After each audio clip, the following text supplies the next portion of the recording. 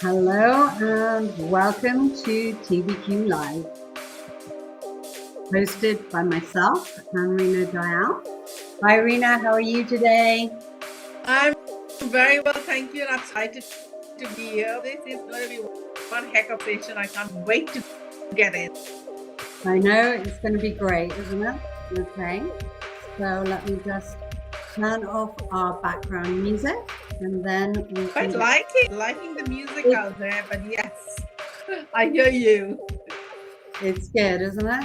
So I'm just going to move us, turn off the music, and then here we go.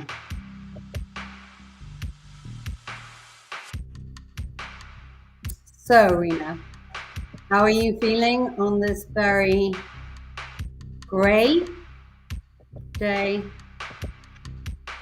It's pretty good, I have to say. I'm quite, it's been a great week. I cannot believe it's almost the end of January. Time just seems to be flying by. I have a feeling we'll be saying, oh, it's summer already. Absolutely, yes. It's a busy time, but it's a good time. I think all businesses are waking up, warming up.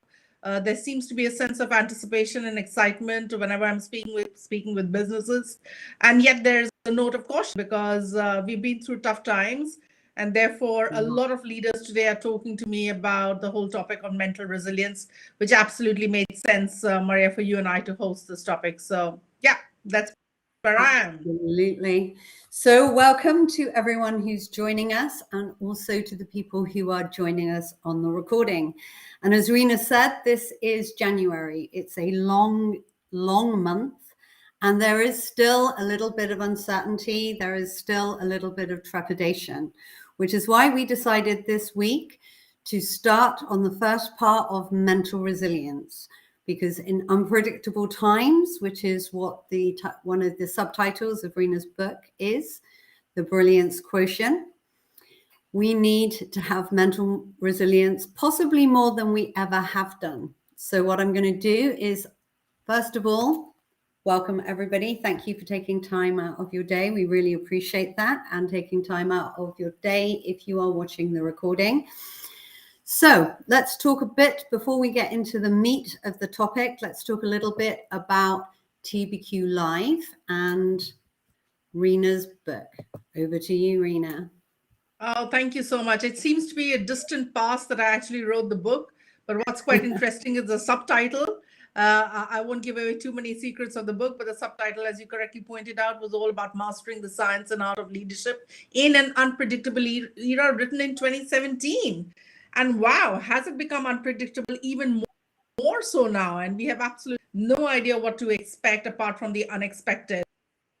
And I think so that's one of the reasons why Murray and I thought about starting off this live telecast, because we're really passionate about helping leaders in our own businesses. We do a lot of leadership coaching. We are creators of the new blueprint, and we really wanted to get the topic out there because there are so many things to be for leaders to do right now, and therefore it becomes important for them to keep the focus on some things that's going to help them lead themselves, their teams, and their businesses to greater success. So the book has really got 9 levers, and it's underpinned by with science, and therefore we're going to be talking a lot around the science of mental resilience. Yeah, we're here always every second and fourth Tuesday, and looking forward to which is going to be part 2 of which is really deep and big, but hopefully we'll give you some really good sound bites today. Absolutely. Thank you so much. Okay, so mental resilience, what is it? Mental resilience, okay.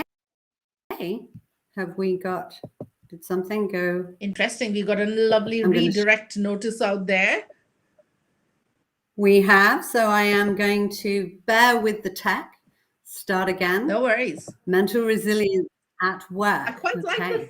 So I like this shot as well. We can see both of us, and really, normally we get to see tiny little tabs on the right-hand side.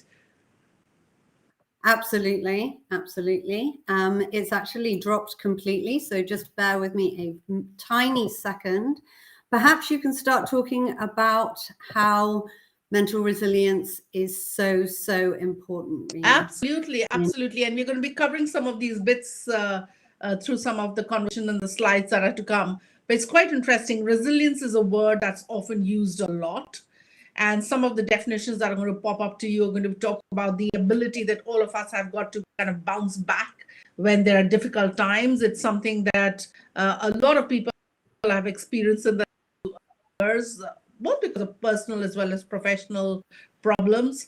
But it's really trying to understand that it kind of creates a lot of problem for all of us, right? It creates stress. It could lead to health issues. It could lead to mental fatigue. It could lead to a lot of those reasons. And why it becomes important to talk about it, because the ability of being resilient is not just that initial state.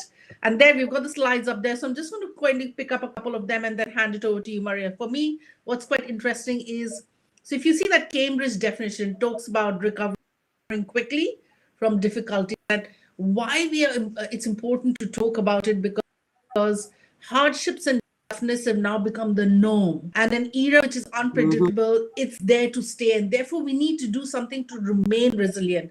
And there's something that you need to do, as well as you need to help your teams do, so that they're resilient, because when you're not, there are some serious side effects that we're going to be talking about.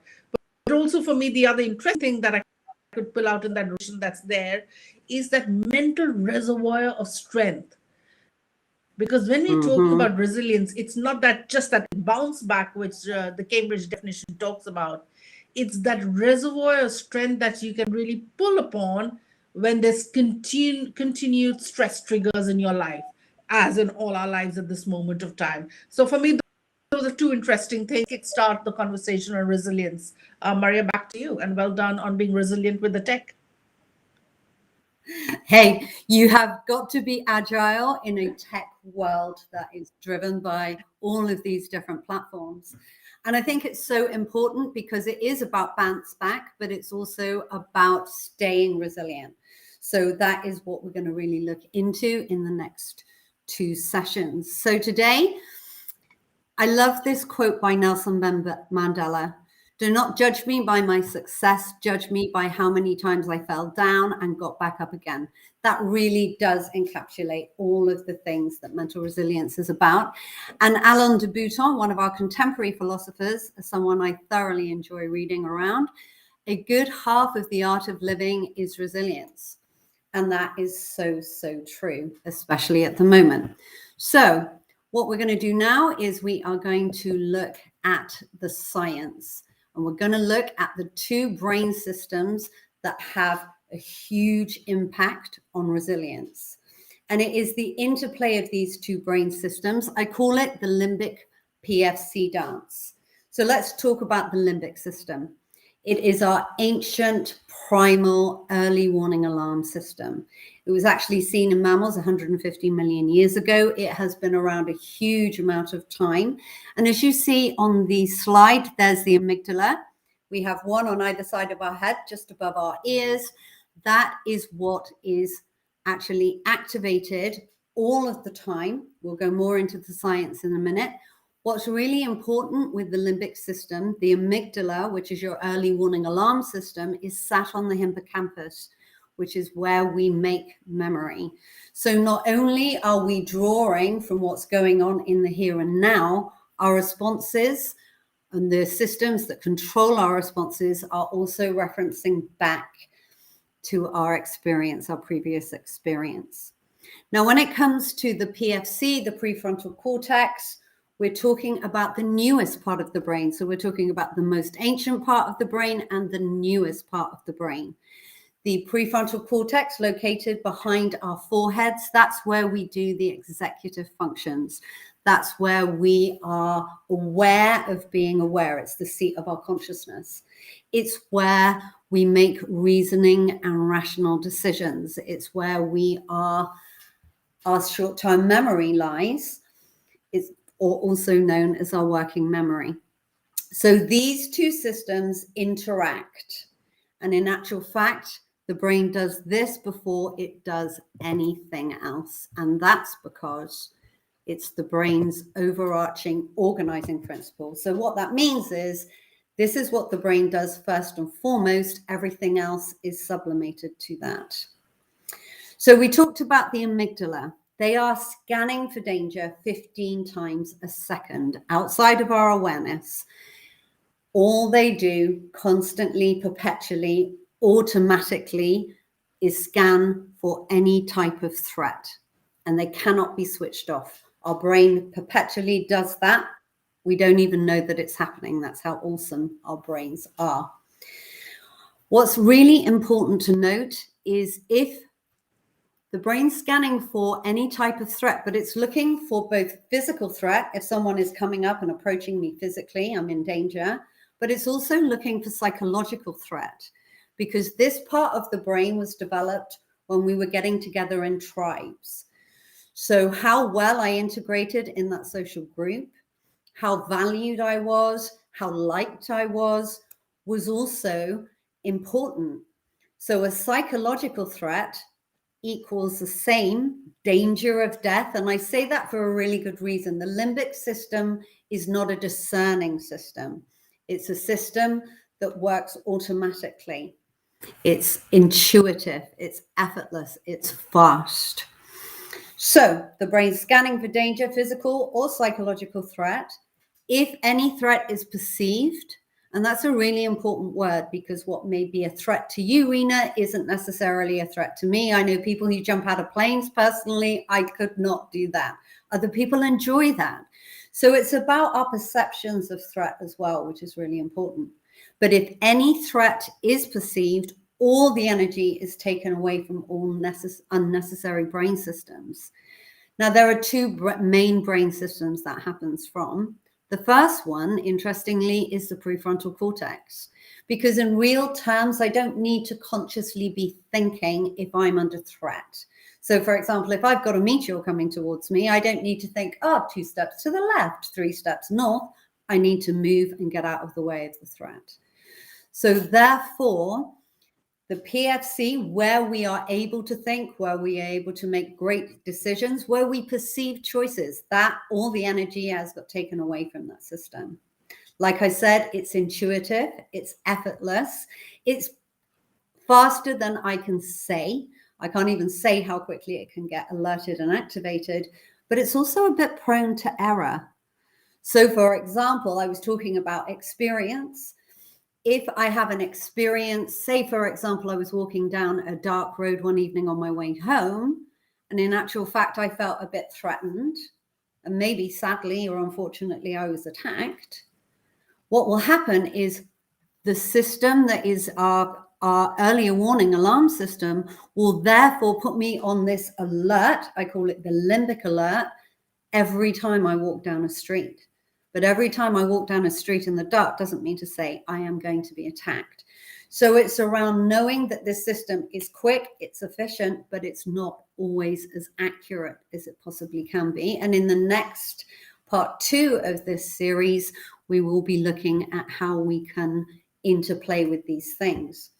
As I'm going into this limbic alert, I have a chemical cascade of adrenaline and cortisol. People are very aware of this, but when I get filled with adrenaline, all of my muscles potentialize.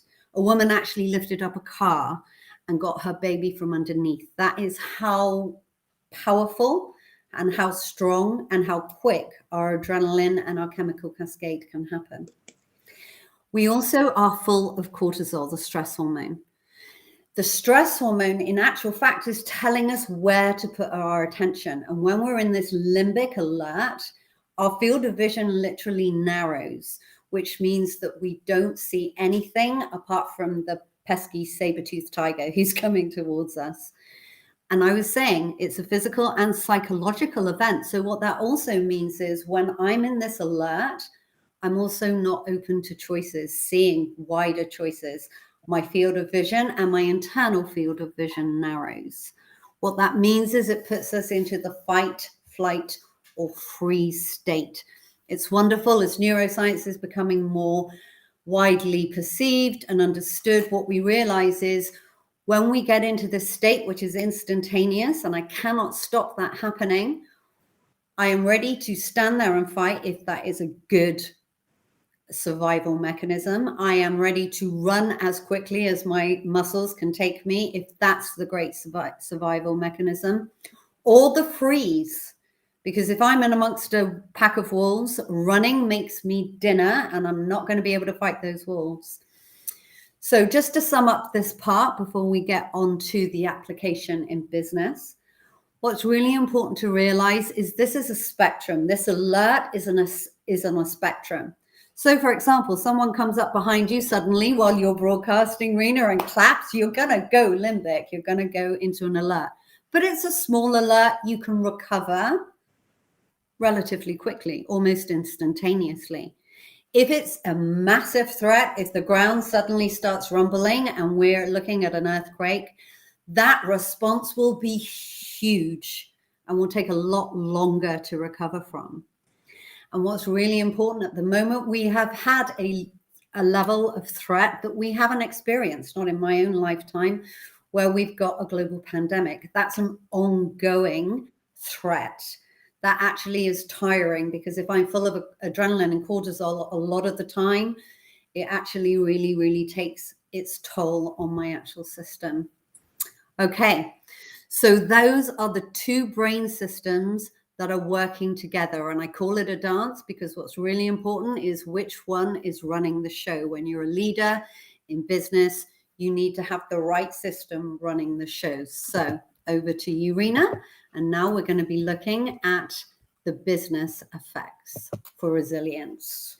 And I really like what you're saying, and I want to pull out a few things from there just to underline it even further as we go into the business case of resilience. So one of the things that's really important from what Maria was talking about is that when the PFC limbic systems are interacting, it is always, if the brain perceives a threat, the limbic will always take precedence. And that's of vital importance when we're talking about the subject of resilience.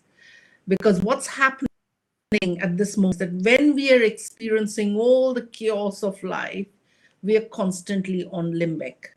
But the amount of limbic reaction I might have would be different from Maria, would be different from you, right? So it's difference.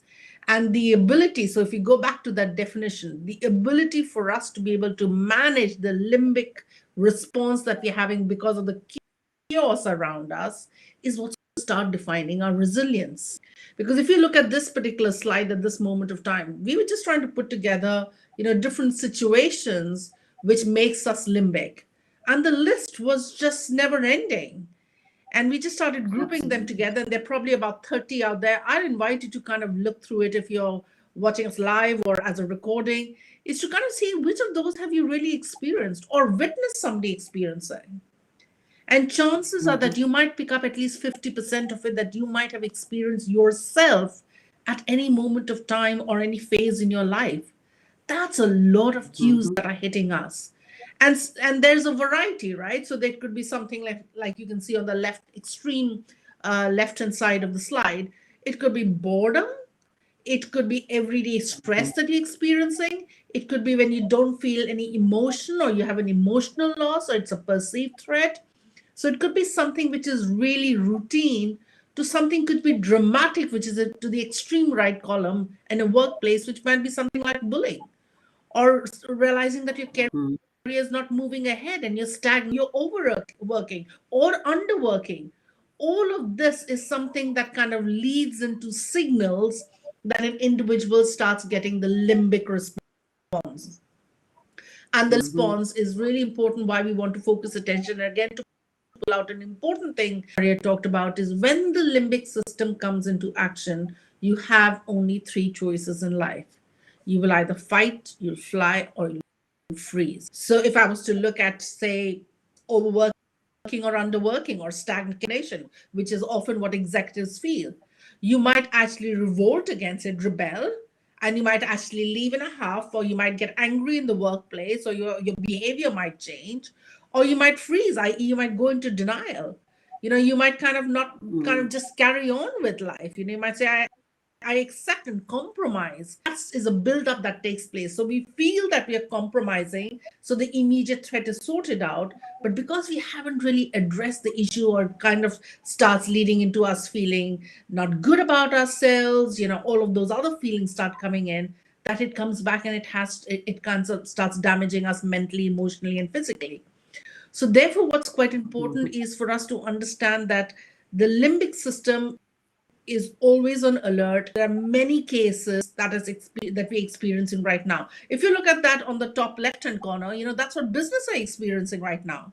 So we've talked about an eye level, but then think about at a business level, there could be business loss, i.e. revenues are dropping. The pandemic comes and puts a spanner in the works. Then you could be dropping customers. There might be takeover bids that are taking place. There's competition. There are legal cases that might be hitting you. All of this. So if you start thinking from an eye level, the business can also have a limbic response to, because of the leaders that are there. And therefore, it becomes important that what kind of a coaching and training and really upskilling are you doing for your leaders, because you don't want your business to get limbic, because then the business will again have three choices and might not have that rich kind of a creative thinking you require to come out of a pandemic, which we have seen some businesses do. But we do know that a lot of businesses have fallen over. That's precisely businesses are getting limbic. If you look at another example, and we'll go down deeper into understanding the science, and I'll tell you why we focus on the science.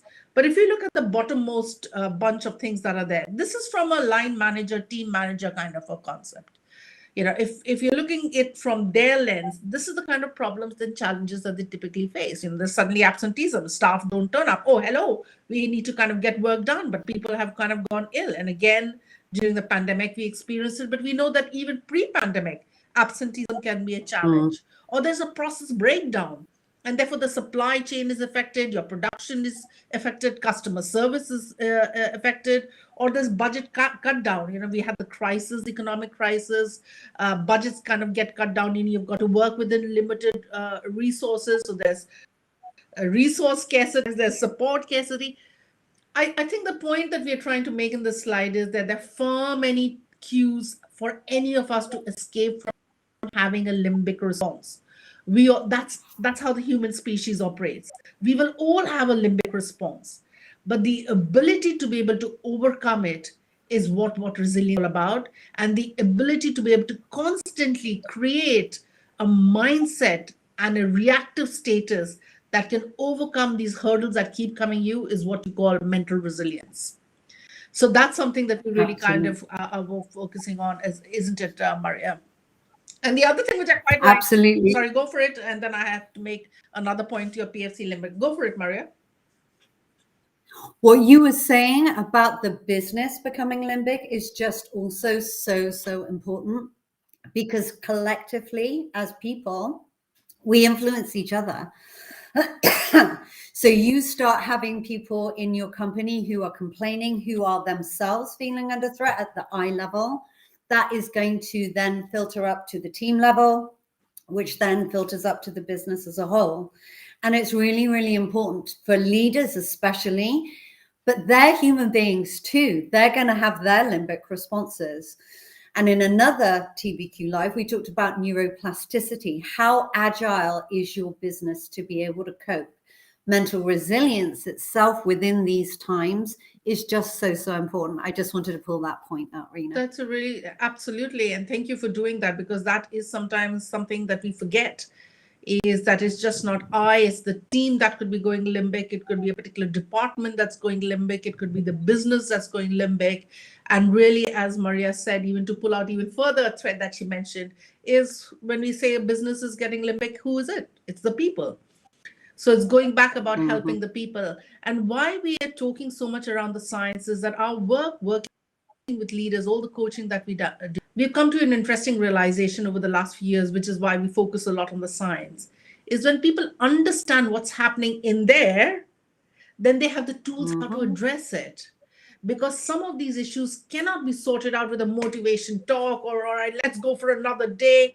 Because it's so constant, you need to understand and have skills to be able to operate and change at any point of time, which means that understanding the science gives you the tools how to change the way that you think or react to these various stimuli that's hitting us.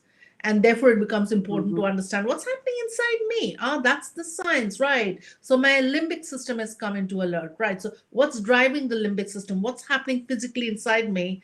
And that almost is like tools of the trade and becoming mentally resilient.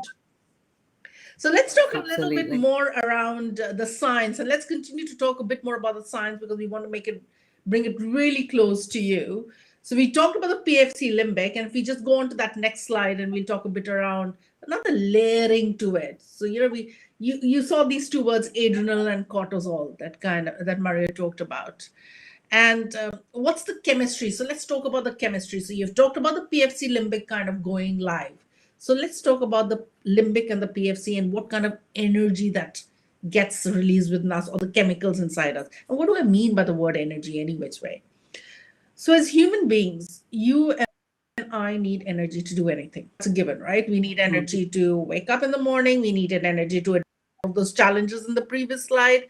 We need energy to make a cup of tea. We need an energy to think. So constantly we are thinking at any point of time.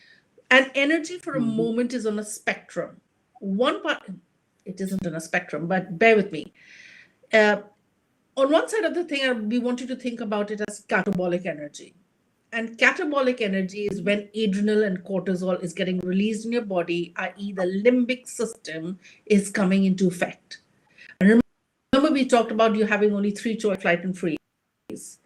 And if you go through the list of things that are there, which is what you feel, that's when you're being limbic, angry, frustrated, you're complaining and blaming, you're criticizing people, you're judging, you're blocking, you're indecisive, you're being a victim, you're acting like a victim, you're fearful. Can you see the pattern? Fight, flight, and freeze. So, and it's not saying that you can't feel that. All of us can be feeling this at any point of time. But let's understand even further the chemistry behind it. We want to quickly spotlight and throw light on what's the chemistry that's happening inside it. So your amygdala is getting alerted. We kind of talked about that kind of right at the beginning. And when that's getting when that gets alerted, you have adrenal that gets released into your body, which Maria was talking about. And an adrenal rush is quite interesting because it comes in not just a threat, but also at an excitement. So, when you kind of see somebody that you like, or you're really excited, you're going to go and receive an award, there's a flutter that takes place. So it's almost an excitement and a threat kind of a release that takes place because what your body is needing is instant energy. It's like, oh, do something, which is a threat or an excitement. And what's really happening is that this production of adrenal is actually taking place in the adrenal glands, which sits above your kidneys, which is why you can see that image out there. So signals are being sent from the amygdala down towards the adrenal glands and said, ooh, release adrenaline. And when you release adrenaline, then what the body's ability is that the ability pain that decreases. Temporarily, there's more strength to the muscles that kind of come in, It sharpens your focus, even widening of pupils take place. So that's really the coursing through your body and you're experiencing those emotions or the start of those emotions that are on that slide. But then you have cortisol that kind of comes. And that also gets produced in the adrenal glands, but cortisol is almost a secondary.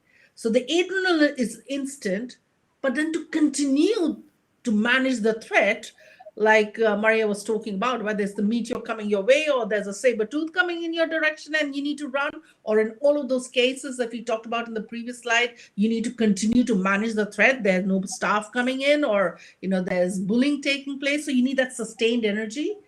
That's when cortisol gets released. And what's happening in your body is that glucose or sugars are increasing in the bloodstream.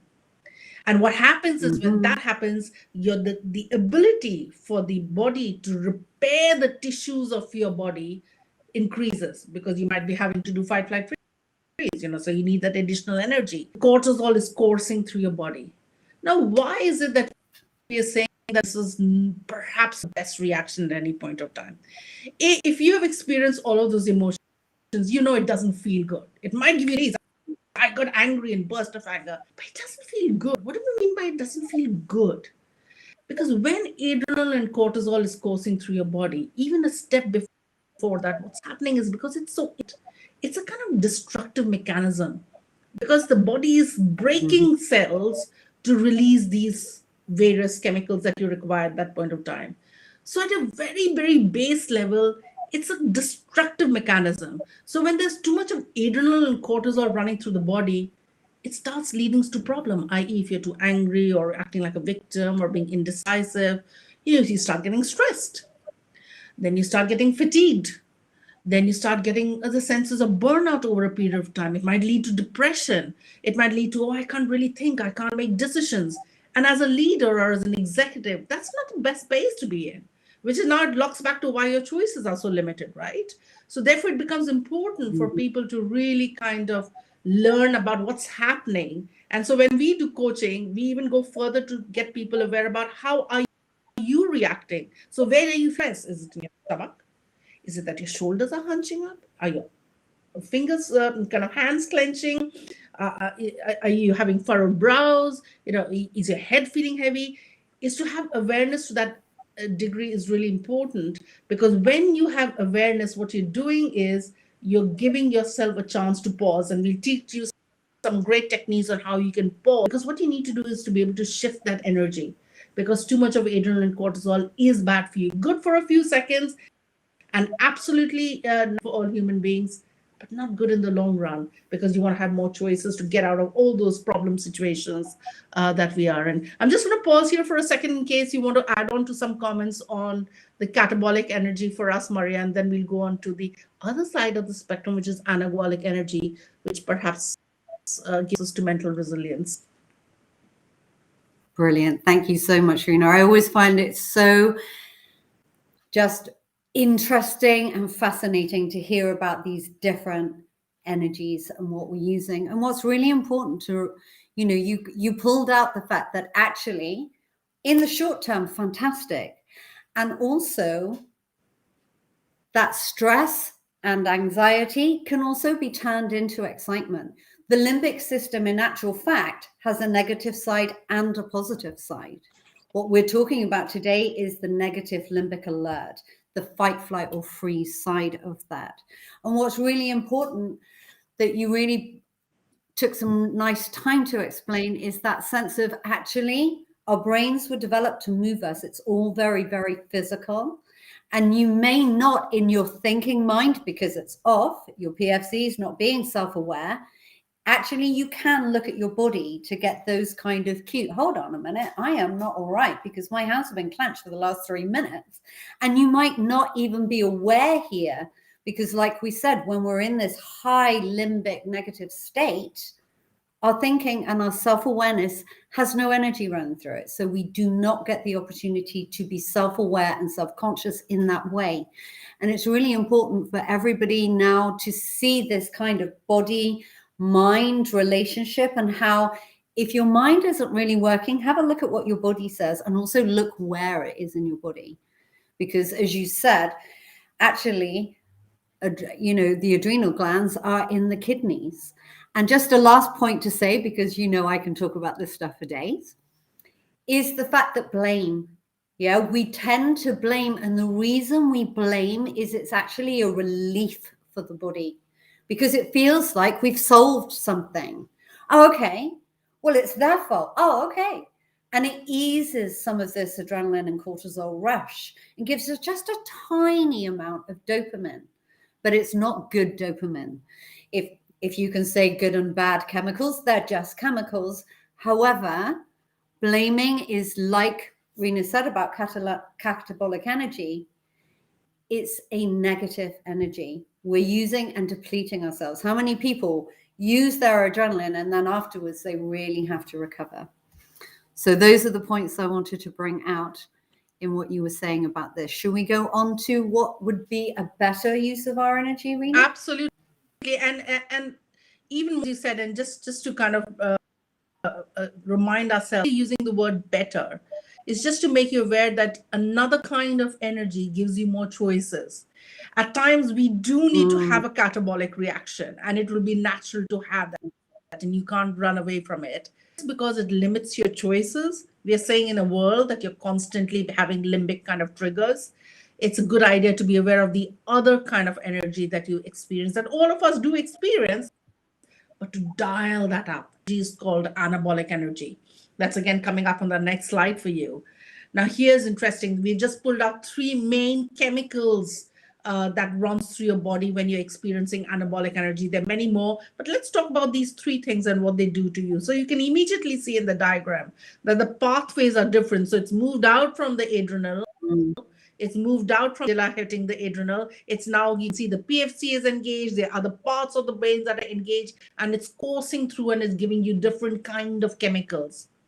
You and I experience anabolic energy when we're feeling those things on that slide. You know, when you're feeling that sense of joy, you're quite peaceful and calm, you feel you're in harmony. Often there's a word being talked about as being in the flow. So you're working and you're loving it and you're completely energized, and you could just work for hours and you feel no fatigue because you're using your strengths and you're doing something which is aligned to your purpose. You feel quite assured at any point of time, when you're feeling confident, when there's clear new perspectives coming. That's anabolic energy. So now you can immediately see the shift that's taken place. Anabolic energy just gave us three choices and had all of the emotions, and now you have anabolic energy, and you have experienced this. We've experienced this. We all experience anabolic energy, but because at a time of stress, the catabolic kind of dials out, you don't get to feel all right, and that's quite simple, that you don't get to experience it. And the other thing is, apart from not being able to experience it, you don't get the choices that are available to you when you experience this. So when you're feeling in harmony, or when you're in the flow, or when you're confident, you can be far more creative. You can be a risk taker. You can collaborate more with other people, right? So those are the things that you can do, which is what you need to be able to manage those storms that are hitting your way. But as we promised that we're going to be talking about the science, let's talk about these three chemicals that get released in your, because I know we're going to come up with a lot of techniques on how you can make the shift from catabolic to anabolic in our part 2. Let's stay with the science, because as we said, the more you understand what's happening inside your body, more power to you to be able to bring in that level of self-awareness, which is really required for any leader or any individual in times which are unpredictable. So right, dopamine. So that's the first thing that you're seeing out there. What's happening? So your brain are releasing dopamine, and what happens is that dopamine is actually being used by the body to create chemicals which are actually influencing two important things: the mood and the muscles. And when you have higher levels of dopamine inside you, you have that sense of euphoria, that bliss. You have enhanced motivation and concentration. And when you have motivation and concentration, you can imagine it actually starts releasing new choices for you. In fact, dopamine plays a pretty vital sign in the brain's pleasure and reward system as well, right? So you get the bit that you were talking about, Maria. You know, sometimes when you blame somebody, you get that release of energy, and there's a slight dopamine hit that's taking place. You feel that sense of pleasure. And you're like, okay, sorting out the problem, reward system, then let's give a little bit of dopamine out there, kind of thing, right? So the dopamine is giving you that kind of sense of motivation and concentration. That's what I want you to remember. Serotonin is another one.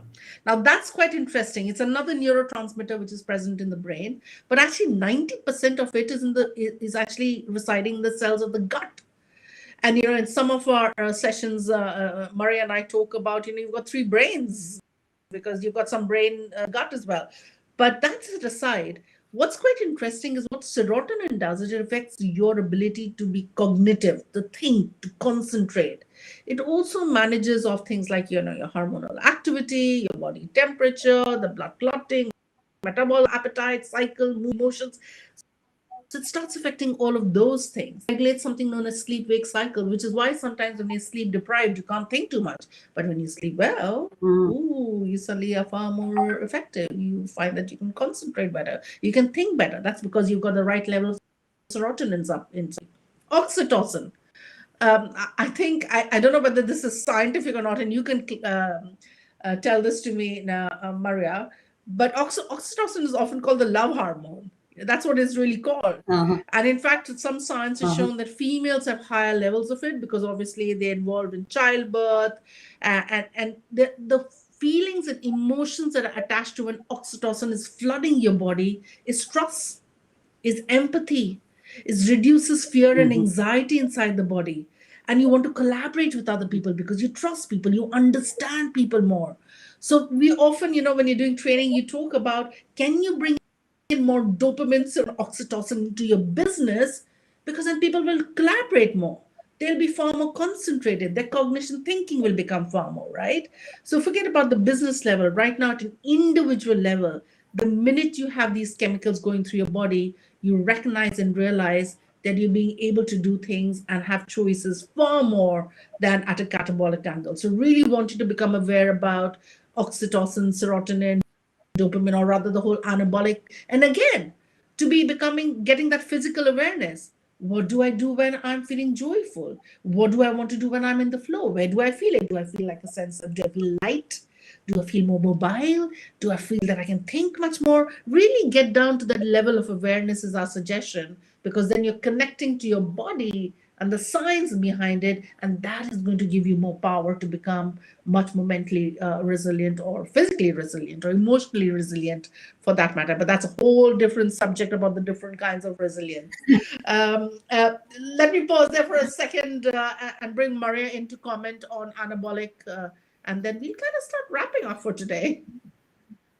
Yeah, absolutely. It's so good to know the difference of the spectrum. What it brings and what it takes away is very much what I think about catabolic and anabolic energy.